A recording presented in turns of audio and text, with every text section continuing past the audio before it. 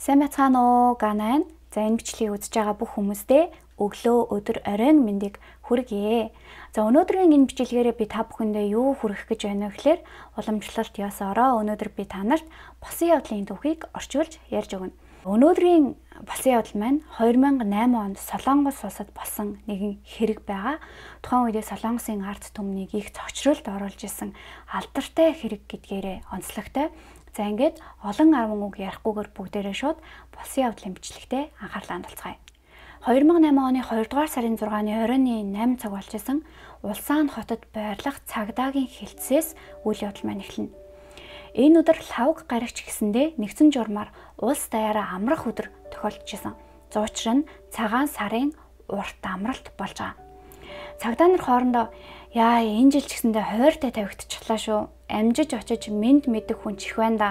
За гэхдээ бас яах вэ? Хэрэг төвөг зөрчил баг байгаа нь аз шүү гэсэн өгүүлбэрээ дуусгаагүй байхад хилтэс рүү нэгэн эмэгтэй гүйж орж ирсэн.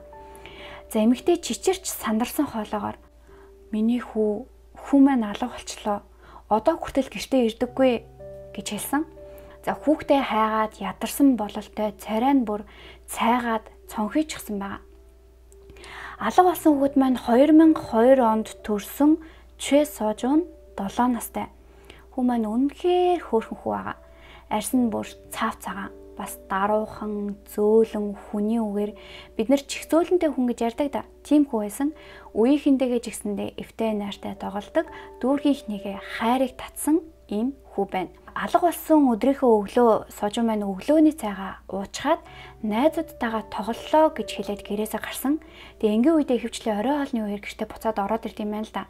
Харин энэ өдөр оройн 20 цаг өнгөрчгөөд байхад гэртээ ирээгүй. Ээж нь байж болох бүх газраар явж хайсан ч гэсэндээ олж чадаагүй ийхүү цагдаад хандсан баа. Тэгэд энэ мэдээг сонсон цагдаагийн албаныхан маш нухацтайгаар олныг хамарсан хайгуулын багийг ажилуулахаар болсон. За учир нь Сожун алга болохоос яг 40 хоногийн өмнө тухайн үедээ 9 настай 11 настай гээд хоёр хүүхэд Аньян хотод орсоргүй алга болчихсон юм байна л да.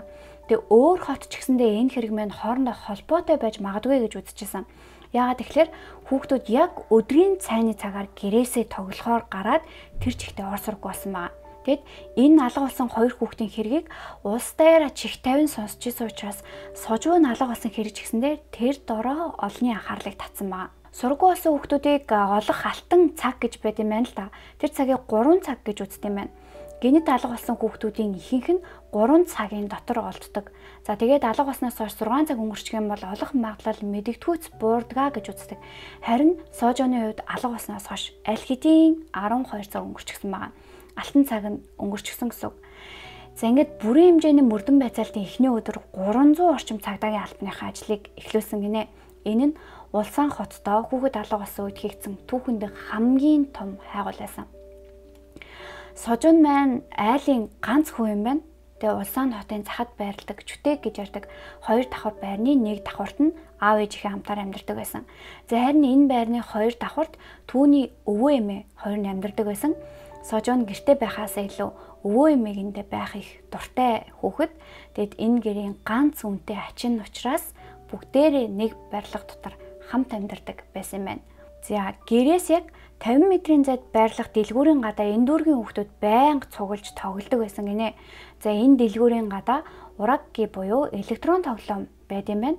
Мөнгө хийгээд тоглодог тийм тоглоом. Сожуныг алга болдог өдөр ээж нь яг гэрээс гарахт нь зоос өгсөн юм байна. Тэгэхээр тоглоом тоглохоор явсан байх магадлал өндөр гэсэн. Ингээд мөрдөгчд супермаркетын эргэн тойронд нэгжлэг хийсэн. Нөгөө тоглоомын талбайн эргэн тойрноос нэгжлэгийг эхлүүлсэн гэсэн. Тэгээ өчигдөр Сожуныг харсан хүн байгаа эсхийг шалгаад хүмүүсээс асуусан чинь Сожуныг таньдаг гэсэн хүмүүс олон байсан ч гэсэндээ яг тэр өдөр энд байсан эсхийг нь санах хүн гарч ирээгүй.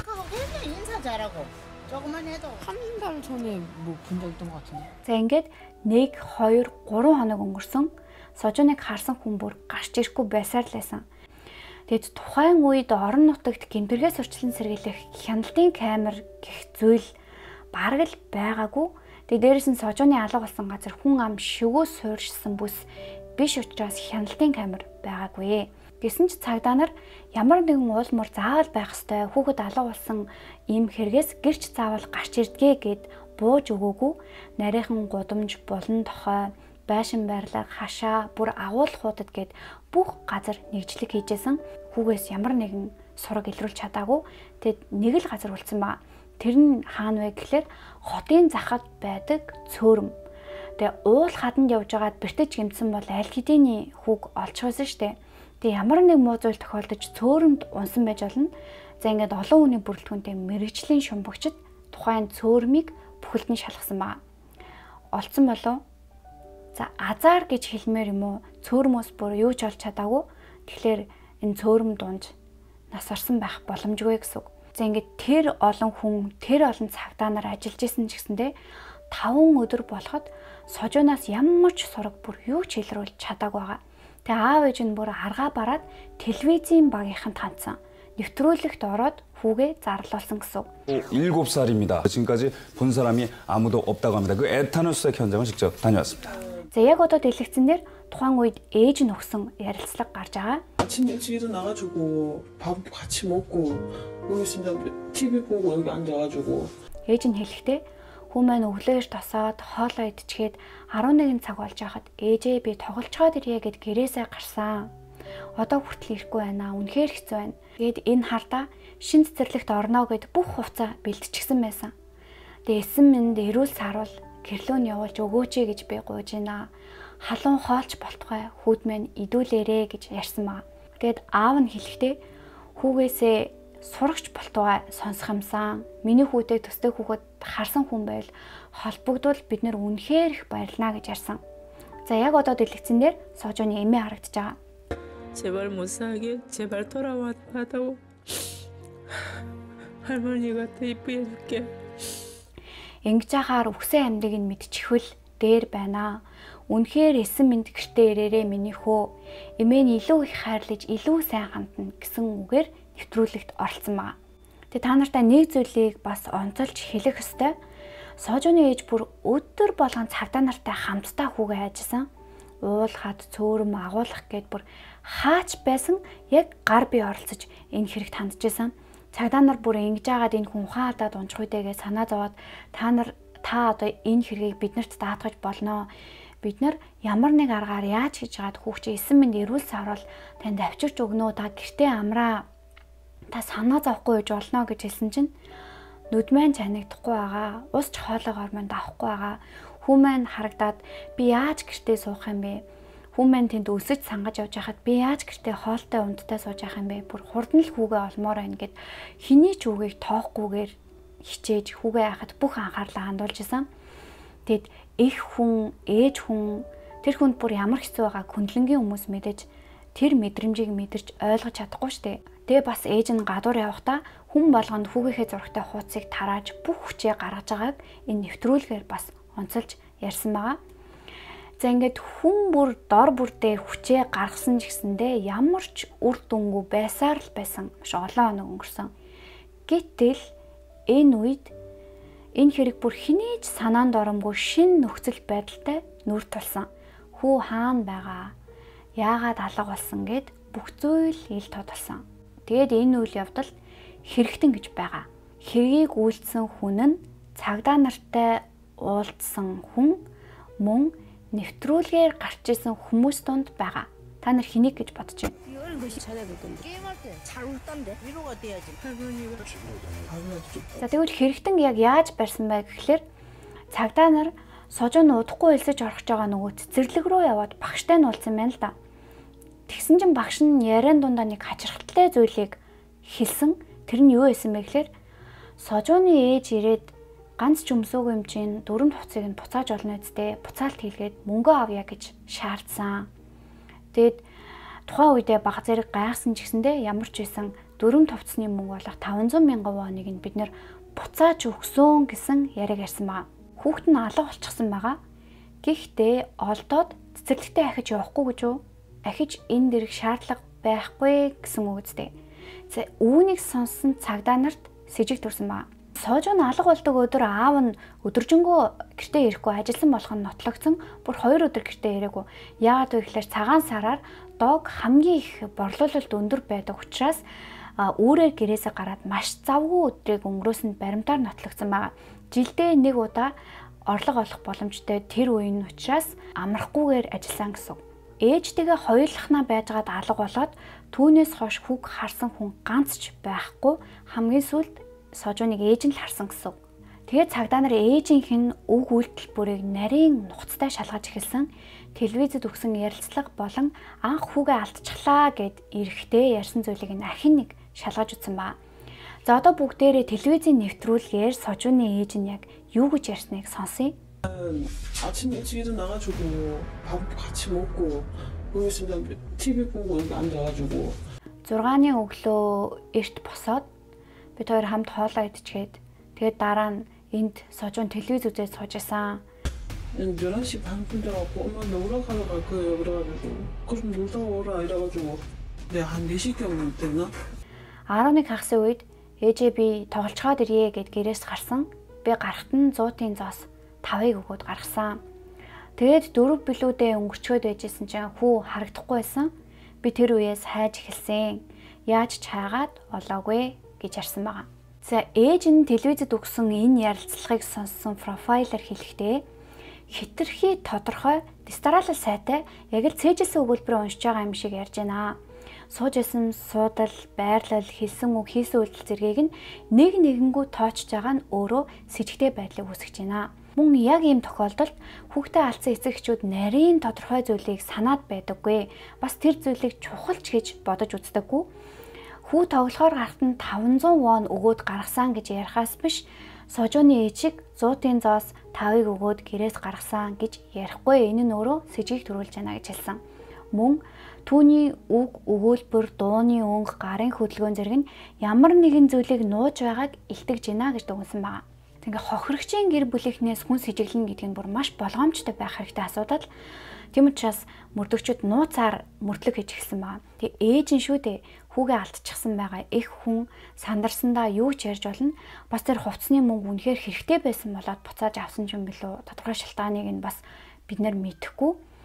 За ингээд цагдаа нар ээжийг нь шалгаж эхлээд хамгийн түрүүнд тухайн өдөр ээж нь хаана байсныг олж мэдхийн тулд ээжийнх нь утасны байршлыг шалгаж үзсэн.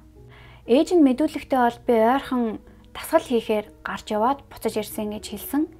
Гэтэл юу болсон гэж хэрэг гардаг өдөр Сожоны ээж энэ дүүрэгт байгаагүй.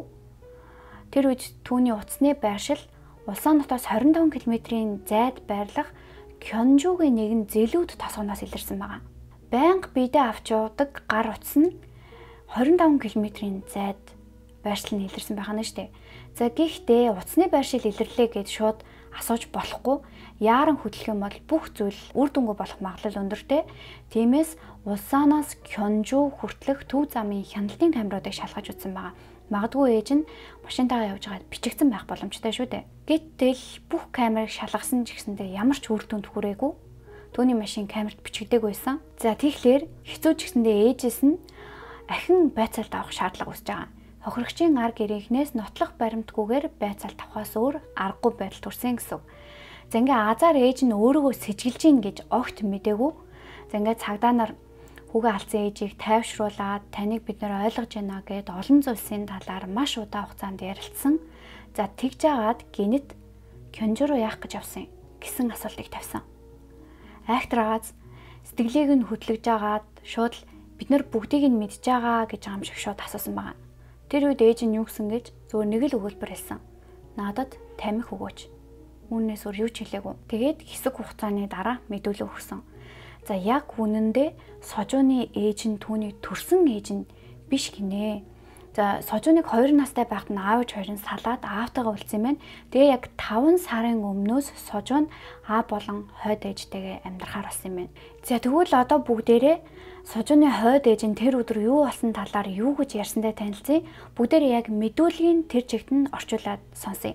2008 оны 2 дугаар сарын 5-ны орой 2 дугаар сарын 5 гэхлээр нөгөө нэг хүүмэн алга болчлоо гэж мэдүүлдэг өдрийн өмнөх өдрийн оройн гэсэн үг.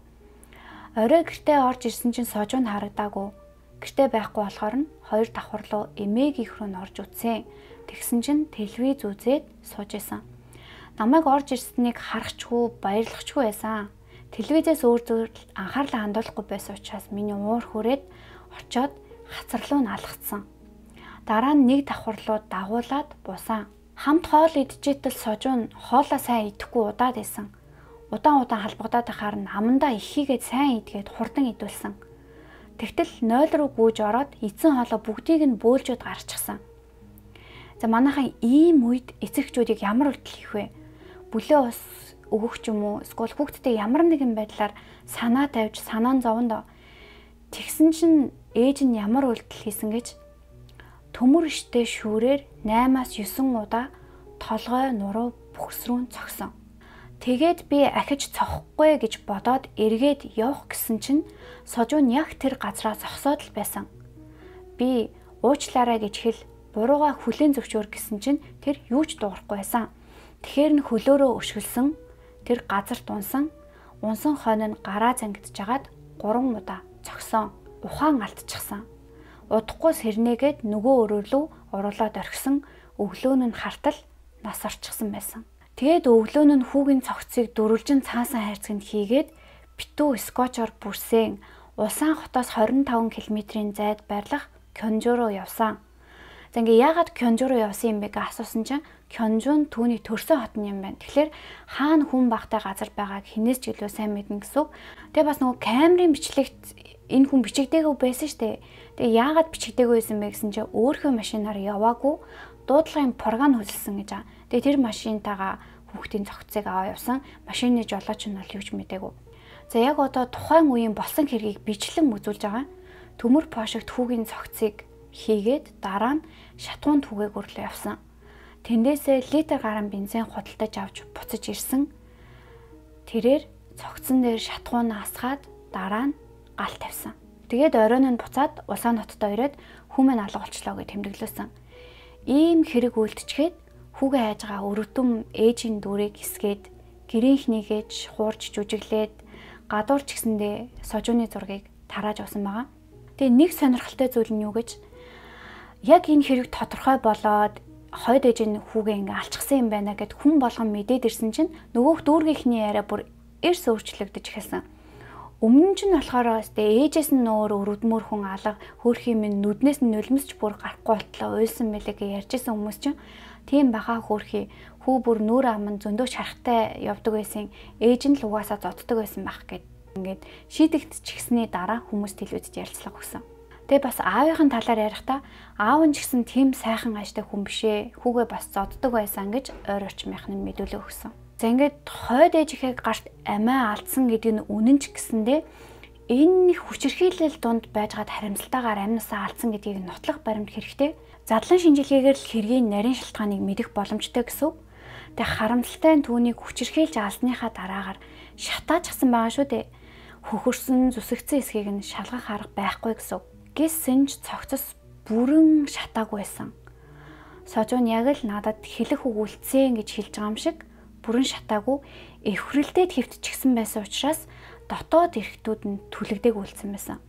Гэхдээ ээлэг ходоод уушиг зүрх гэ дотоод эрхтнүүд нь хаараад бяцарчихсан байсан. Тэгэд үүнийг нь хевлийдээ хүчтэй дөргөлт цохилт мэдэрснээс болж үүссэн гэж үзсэн. Тэгэд дотоод эрхт нь хагарсны улмаас цус алдаж насарсан гэсэн дүгнэлт гарсан. За ингээд бүх зүйл тодорхой болсон шүүхийн шийдвэрлэл үлдсэн байгаа. Шүүхээс түүнд ямар шийтгэл өгсөн гэж та бүхэн бодож байна? Түүнд 15 жилийн хорих ял өгсөн. Хүүгийн аав өршөөл үзүүлэхийг хүссэн учраас хүний биед гэмтэл учруулах гэмт хэргийн дээд хэмжээ болох 15 жилийн хорих ялыг тогтоосон. Энэ хэрэг 2008 онд болсон. Тэгэхээр 15 жилийн хугацаа өнгөрсөн. Яг одоо энэ эмэгтэй суллагдчихсан бидний дунд амьдарч байгаа гэсэн үг. Тэгээ хамгийн өрөвдмөр нь юу гэж сожуу нь энэ эмэгтэйг төрсөн ээжигээ гэж боддог байсан. Аав нь түнд итгүүлсэн гэсэн үг. Ээж чинь хэсэг хугацаанд байхгүй байжгаад эргэж ирсэн чи энэ хүний л үгийг сонсохтой энэ хүн бол чиний ээж гэж хүүд итгүүлсэн байсан. За ингээд өнөөдрийн хэрэг энэ хүрээд дуусж байгаа. Тэгээ ээж гэж хэн болох, их хүний хайр гэж ямар нандин сайхан зүйл болохыг мэдэрч үзэлгүйгээр хорвоогоос явсан нэг юм бяцхан хүүгийн бодтой түүх байлаа. Тэгээ та бүхэн маань хэргийн талаарх өөрийнхөө үзэл бодлыг сэтгэгдэл хэсэгт бичиж үлдээгээрэй. Тэгэд энэ удаагийнхаа дугаарыг би энэ хүрээд өндөрлүүлье. Миний бичлэгийг байнга үзэж надтай хамт байдаг та нартаа зөндөө их баярлалаа. Дараагийн бичлэгээр дахин уулзлаа. Түр баяртай.